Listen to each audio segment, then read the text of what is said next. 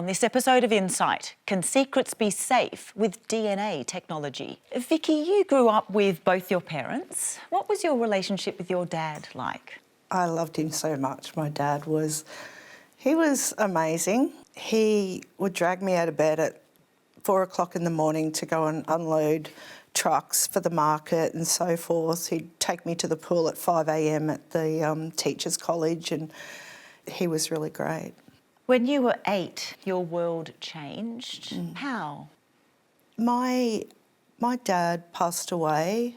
He was a Vietnam vet and he did struggle with his mental health.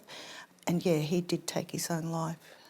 On the 10th anniversary of your dad's death, you called your mother. What did she say to you? She said, "Of course, dear, you do realise he wasn't your real father." No. I had no idea. My siblings and I, we all were blonde, blue or green-eyed. We all looked the same. It didn't make sense. You were 18 at the time. How did you handle that news that the man you called Dad wasn't your father? Looking back, my life fell apart for a while, and I think that was just my way of coping. I made poor choices. I was really unsettled, very unsettled, because he was my dad. Yeah, very unsettling. A decade later, you and your sister were flipping through a photo album. What did you discover? She found a photo and she said, "Mum, who's this guy?" And she said, "Oh, that's Vicky's father." Just like that. I said, "Well, what's his name?" And she just pushed her finger into my chest and said, "Don't go looking for him. He doesn't want anything to do with you." She did give me his name. His name was David. But, yeah, certainly made it very clear that he wanted nothing to do with me. What did you do with that information? Kid in a cookie jar, isn't it? You went looking. I did go looking, yes, and I found him very quickly. I just got on the phone one day and contacted him and I just said straight out, "I think I'm your daughter," and told him my mother's name and he remembered my mother. In fact, he'd diarised their dates because it was prior to Vietnam, so he was diarising. So he really believed that I was his daughter, yes. Did you feel accepted by him? Partly. I remember him opening the door when I arrived to meet him, and I looked at him and I thought I would be looking at my eyes. I thought I would be seeing my eyes, and I didn't. I saw a man with very dark hair, very deep brown eyes, and I thought, no. But Mum said he was my father. Did you develop a bond over the years? Yeah, so over a couple of years, yeah. I didn't see him very regularly. I had a young family. Travelled to Melbourne to meet with family. I spent a lot of time with his daughter, not so much with his son, but yeah, we all knew each other. We were all introduced and yeah. Debbie, you grew up feeling different from your family. Why?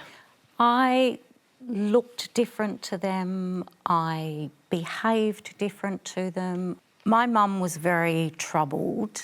My observation was that she loved the company of other men.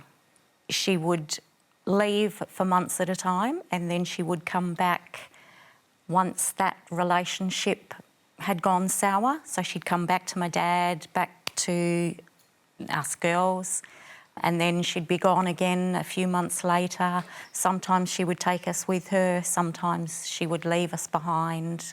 At 13, you found something out. What was it? A cousin actually asked me if I knew who my real father was.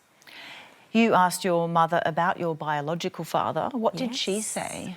She said he was a man that she had loved and that he had gone to Vietnam and she had met my dad, my stepdad, when she was pregnant with me, so decided to leave the state that she was living in and left with my stepfather.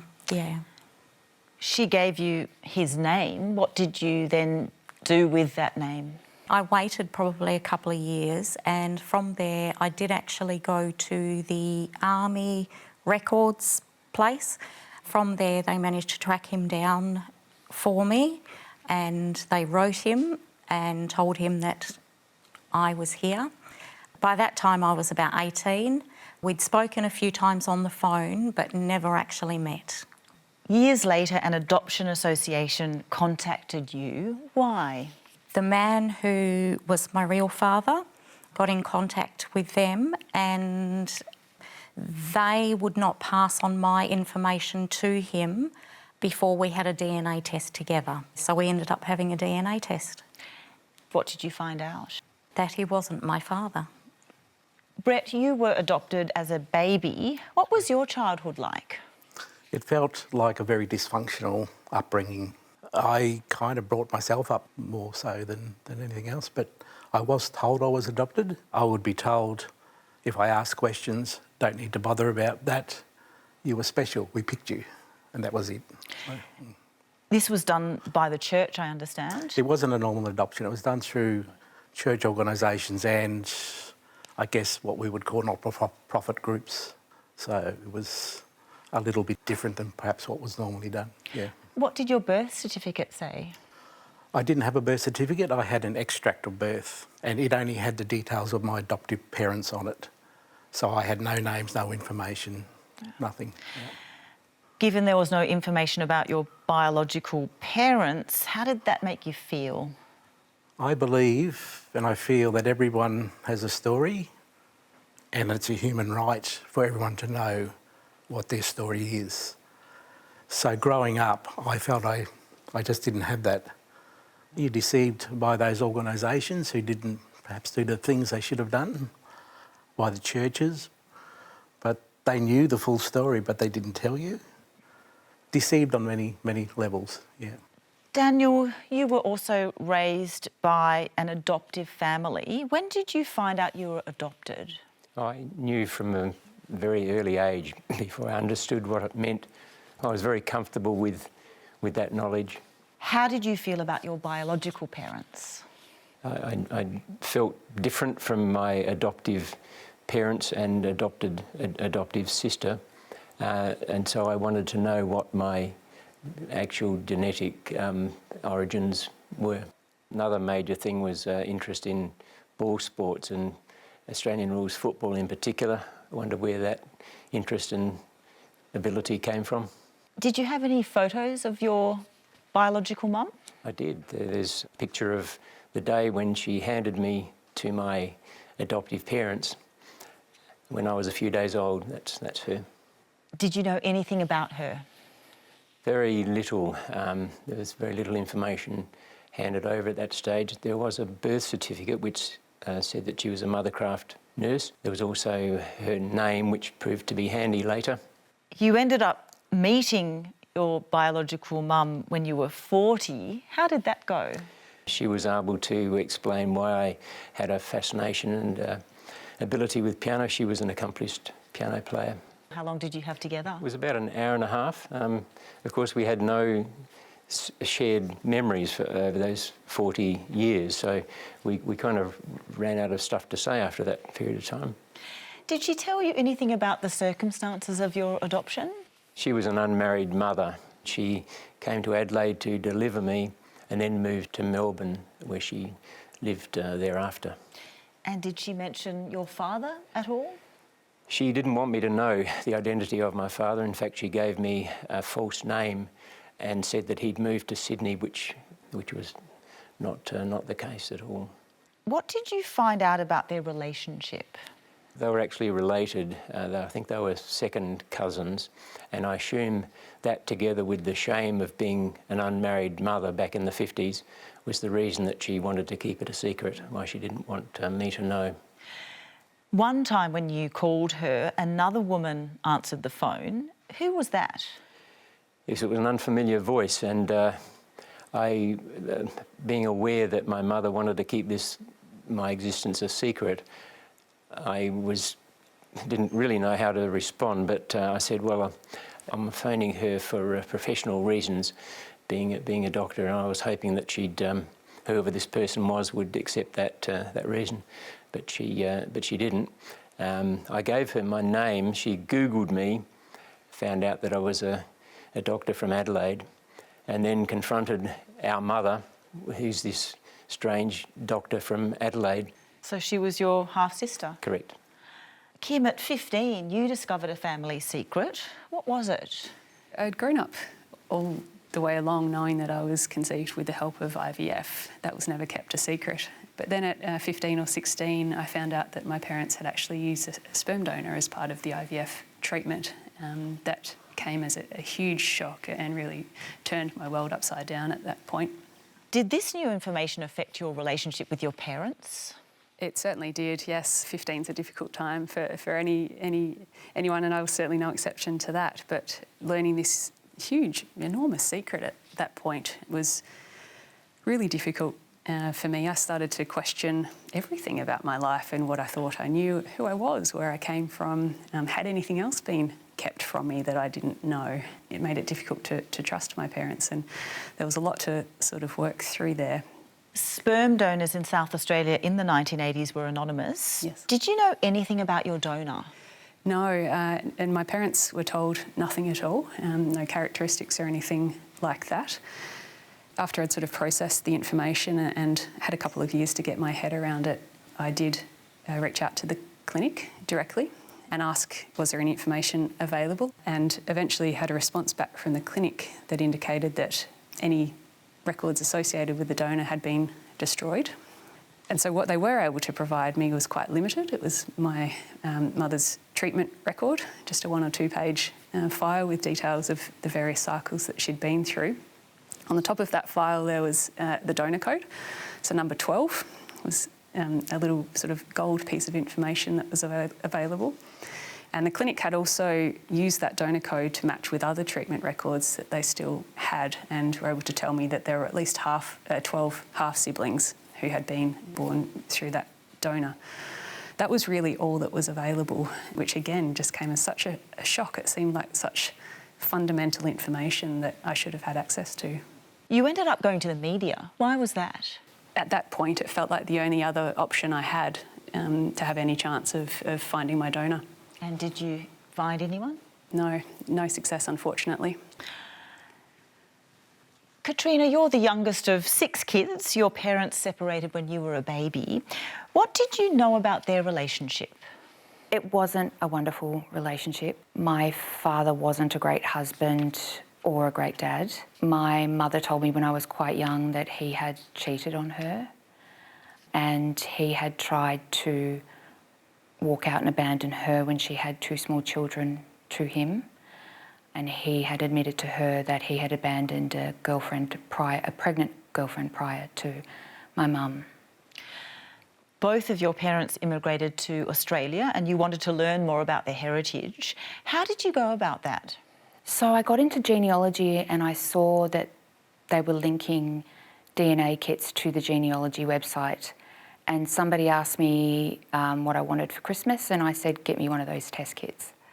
So Mum was from England and Dad was from Croatia, and I thought it would be interesting to see where my parents were from. To see what my ethnicities were. And I tested and, yeah. And what were the results? I found my results to be quite boring because I was a part of these forums online, Facebook groups, where people were finding surprise siblings, surprise parents, all kinds of surprises.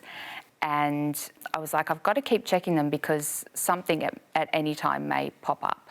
Vicky, after learning that the man who raised you up until you were 8 was not your biological father, your mum gave you the name of another man, David, who you then developed a bond with. A few years later, David took a paternity test. What were the results? He wasn't my father. How did you react when you learned your mother had lied to you again about who your father was? My world just imploded. I had to show up for work the next day, had to excuse myself to go and vomit, several times, and my marriage imploded. Everything around me imploded. absolutely unsettled me once again. How did you feel about your mother? Oh, I certainly felt deceived by my mother. I just thought, how could someone do this to another human being? And so many people ask me, oh, well, why don't you ask her again? Do you think I'm going to back up for another deception? No. Ian, in the 1970s, when you were in your 20s, you wanted to help others. What did you do? I had a girlfriend at the time, and she was studying in the medical sphere and came across some advertisements asking for people to donate sperm. I was young, didn't think terribly much about it, but thought, yep, if I can help out, I will. Do you have any idea how many babies were conceived with your sperm? I wasn't permitted to ask any questions, and I agreed to that. But at one stage, considerably a year or so later, I did ask the question of one of the nurses, and she gave me an indication that there were perhaps 30 or more. How did that make you feel? Almost fell off the chair, actually. Why Yes. is that? I didn't really know how many were involved, but when she said 30, I thought, what? But yeah, that was as far as it went. After that, I probably had another 4 or 5 donations to do, and I've since heard that it could have been 32 plus.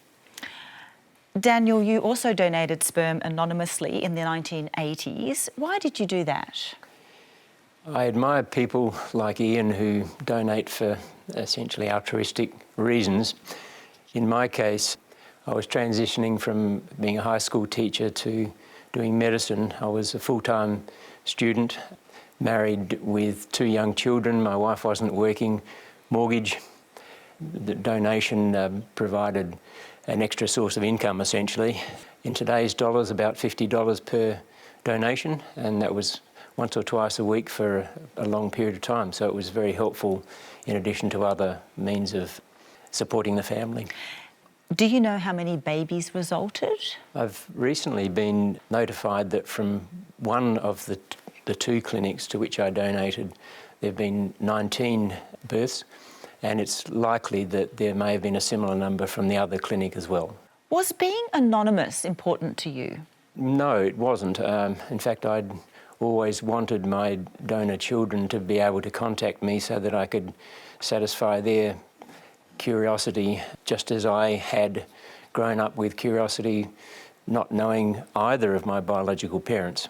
Victoria and South Australia have introduced laws which retroactively remove egg and sperm donor anonymity.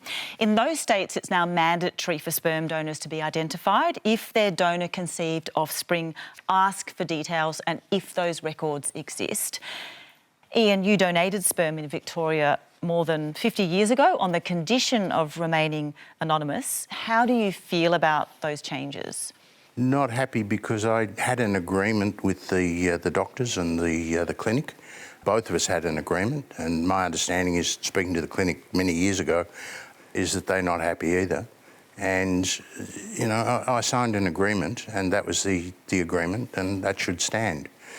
I have 2 children of my own. I'd rather see their estate go to them than to be challenged by multiple other people, potentially. How would you respond if your donor conceived children ever reached out?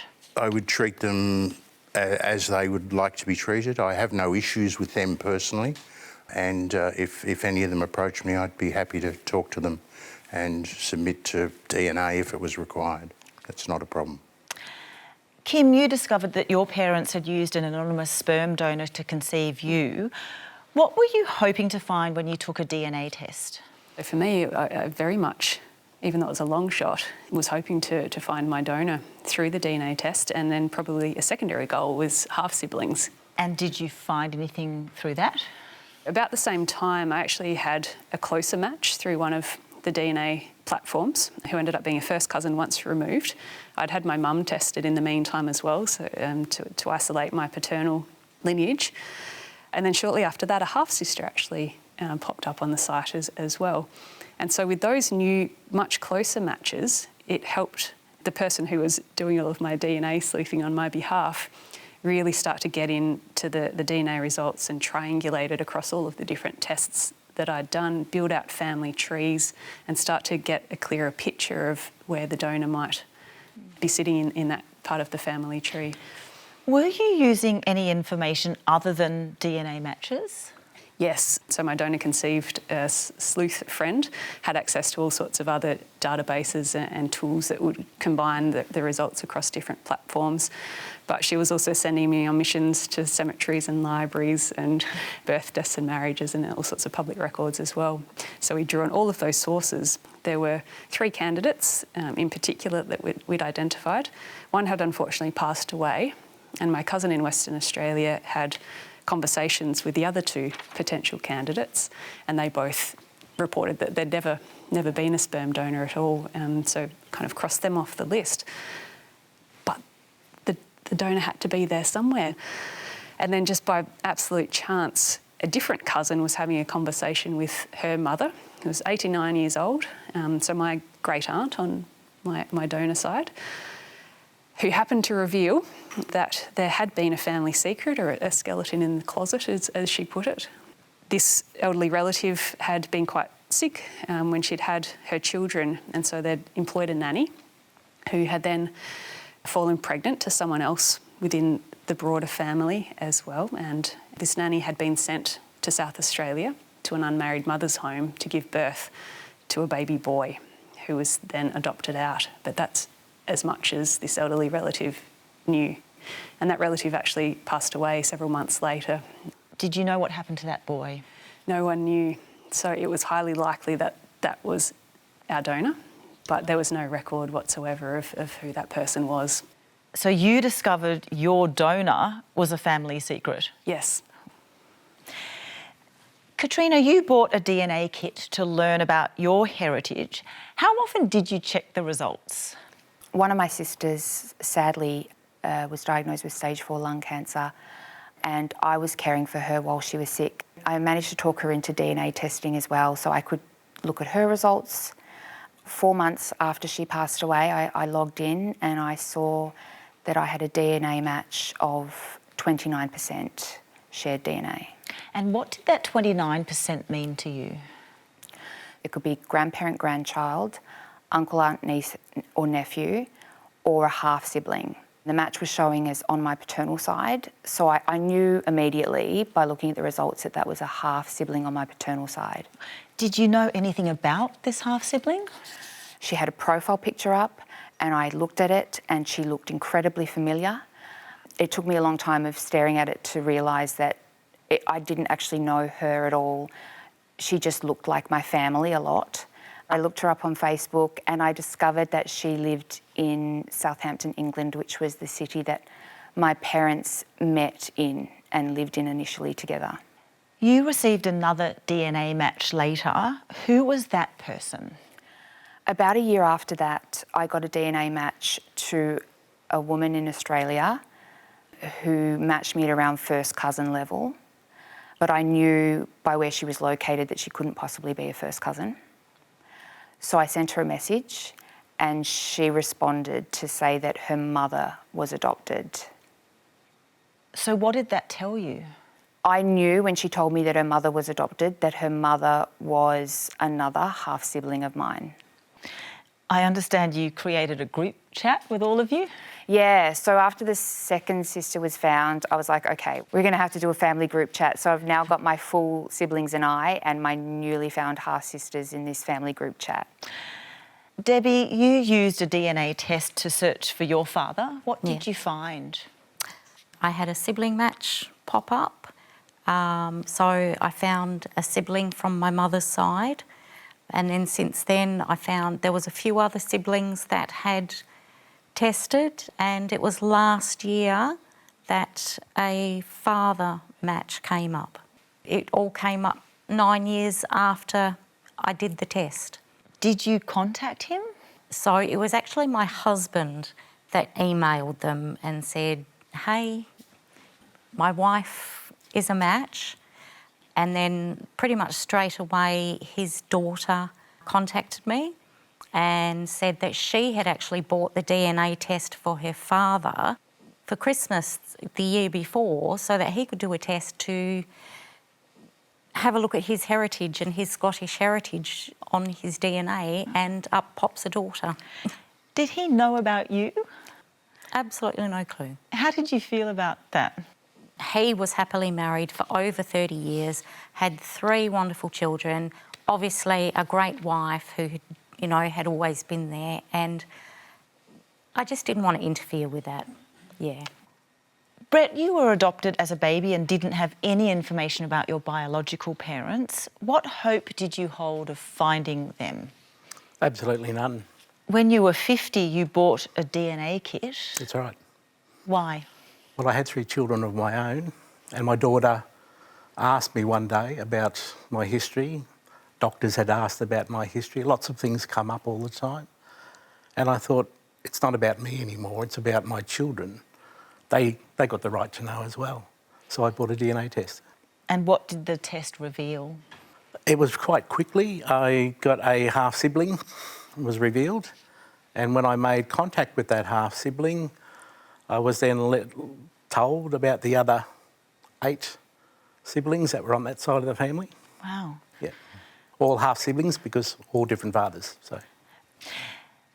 Emily, you claim to have one of the biggest family trees in Australia. How many people are on it? There's nearly 300,000. How did you get to that number? A lot of hard work, a lot That's it there. of listening to people's stories. Everyone in my family is DNA tested. Everyone is aware that I do this. How many generations does that go back? I can go back well into England, specifically on my dad's family tree. Annie Maria Lamb's family is First Fleet. There's 11 generations within Australia. Can you be sure all those connections are accurate? Those ones, yes. Wow. I have worked very, very, very hard. There is at least a DNA match to someone else, a sibling of all of those people on every branch, and I can't find John Long and Catherine or Charles. Tricia, you're a genealogist. Have you come across family trees on this scale before? Not this scale. I've seen a lot of very large trees on Ancestry.com, but for me, a lot of them I think are meaningless unless each and every individual within that tree has been identified through documented sources. So if you don't have those documented sources, what are your kind of concerns, I guess? I see a lot of these trees which have a lot of names in them as basically the focus of those trees is different from my focus. My focus, working professionally, is to concentrate on family history research, and so I concentrate on addresses, occupations, the family dynamics, and try and work on identifying the events that these people lived through in historical context. So my sort of whole emphasis is on history. Emily, you refer to yourself as a genetic genealogist. What does that involve? It involves working with the DNA and the generations and generations of work of people like yourself, because it isn't just me. That tree is not the representation of all the work I've done. It is the representation of generations of genealogists and finding the mistakes in those trees of the paper trail research that everyone else has done before us. It is now fixing the family tree to accurately go along with the paper trail. And what we know is that the paper trail has been significantly wrong in so many places. Tricia, you also help others trace their ancestry. Let's take a look at your work. Sure. Because I've researched so many people, I just get really excited that I find something that nobody has found. I think I'm lucky that within my own family history, I've had some very elusive characters, and it's through dogged research that you find their true identity. I realised that I was actually quite good at finding information, and it's from that I thought, I'm going to turn this into a business. When I was 9 years old, my mother received a family history report conducted by her cousin into the Caligari family line, my Swiss line. I was just so entranced by this. A lot of the work that I do is about helping people find elusive ancestors. I have many clients that come to me after doing a DNA test. A particular lady contacted me saying that she was related to King Henry VIII, asked me to verify the information in her tree, and I told her I couldn't do that. The golden rule of family history research is to research one generation at a time. You definitely can't go back 4 generations without accessing the correct historical information. This is a 1841 census record from Luton showing Thomas Wingrave living on Clump on Market Hill. I was able to find Thomas on the tithe appointment records, which identified exactly where he lived. I don't rely solely on DNA. I try and use various different sources to confirm I'm researching the correct generation within a family. So births, deaths and marriages, census records, sometimes land records, but there will come to the point where I stop, and I stop when I can't confirm that I'm researching the correct family. Tricia, is there a limit to what you will research? Yes. I decided to structure my business model on researching family history with the emphasis being history. So I do not try and research living people. I've had many clients that contact me and ask me to make connections to living people, but I just feel that for privacy and ethical reasons, I don't want to go down that path. I don't feel like I have the right to do that. Chris, you're a philosopher. Are there ethical dilemmas around genetic testing? Yes, there are. The fact is, your genetic information, you may think of it as being your own private property in some way, but it's not really. It's shared across your family. The more genetic information is out there, the more you can infer about the people around you. So I think when people submit this sort of data, they should be really considering themselves as standing in front of their extended family and saying, I need to hand over this intimate information about you.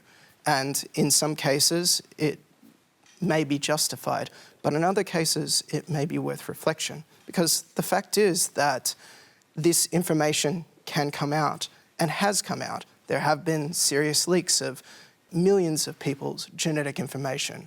And once that's out there, it's out there.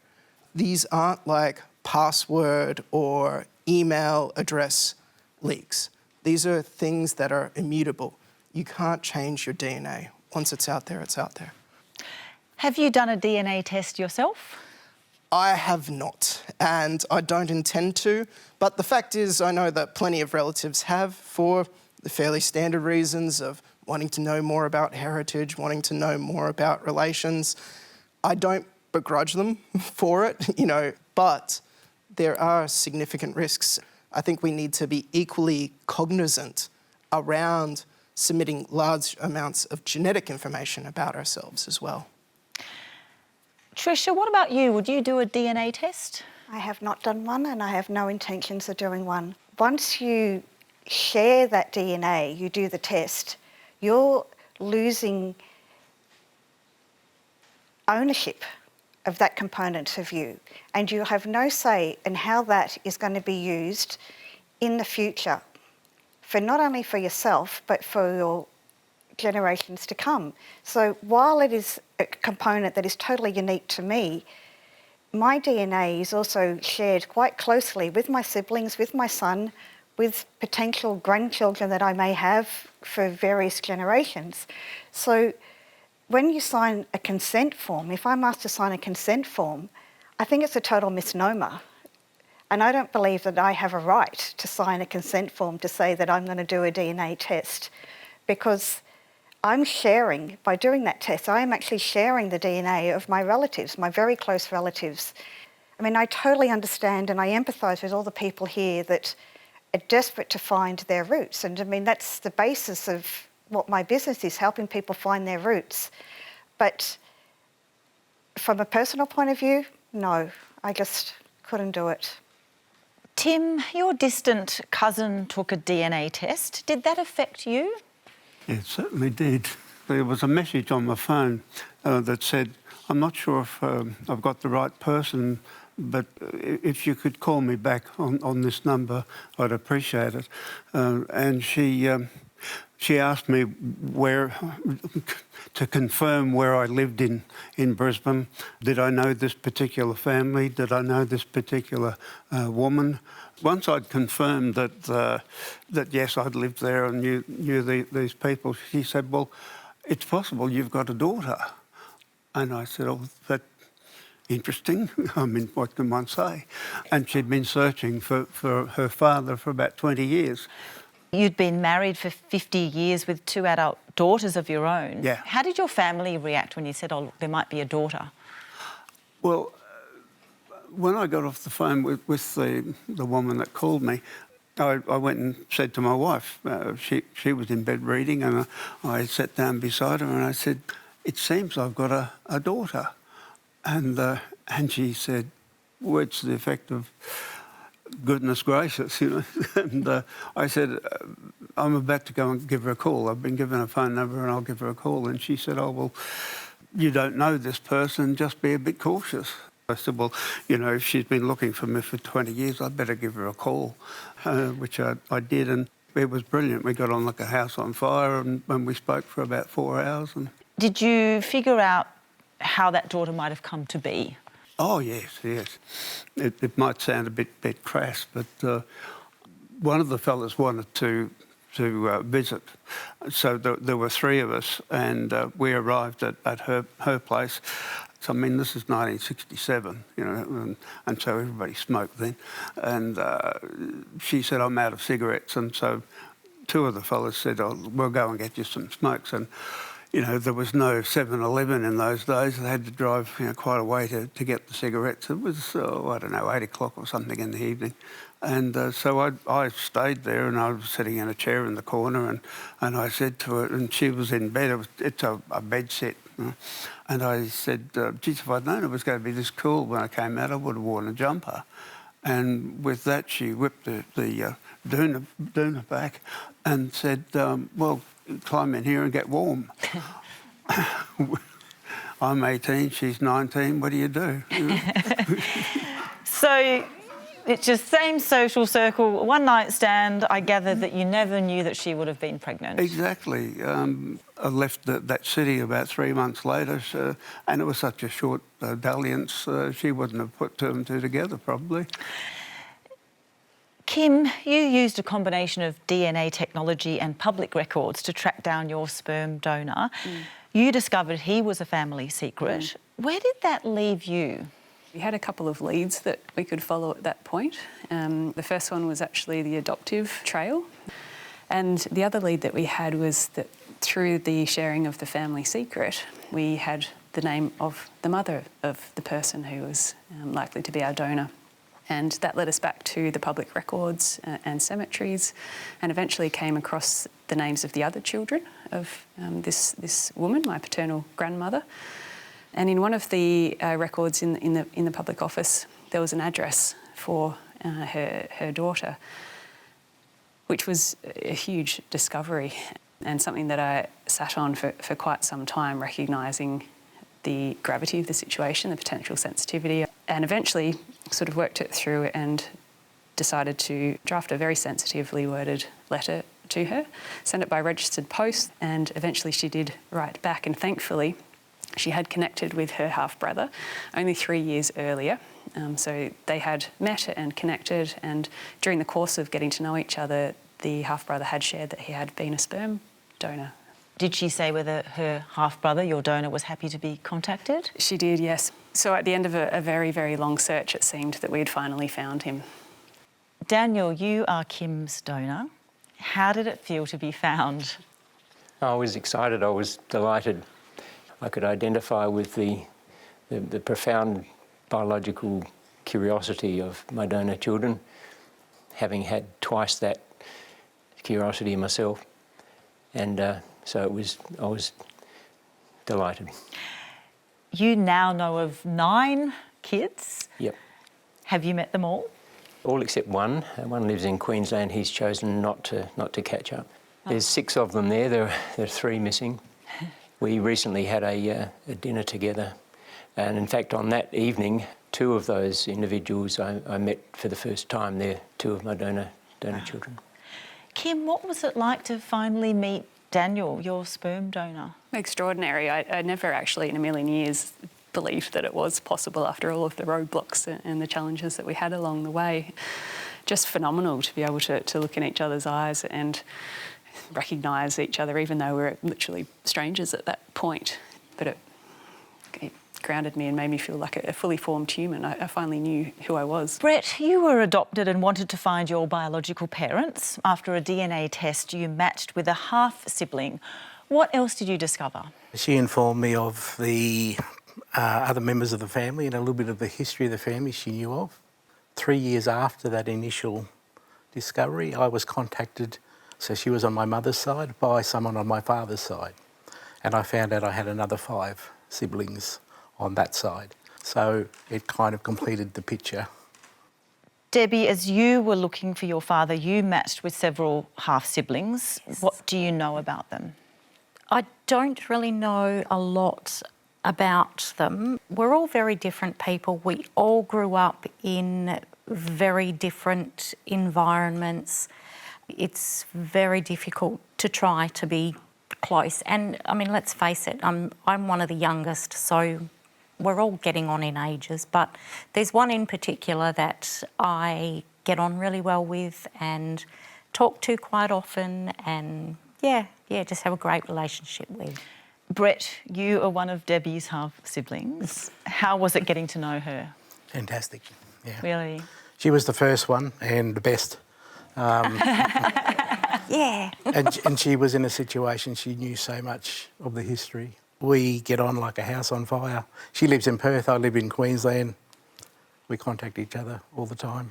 Yeah. Do you find you've had sort of similar experiences and look at life the same way? I think we have a lot of similarities. I'm still learning.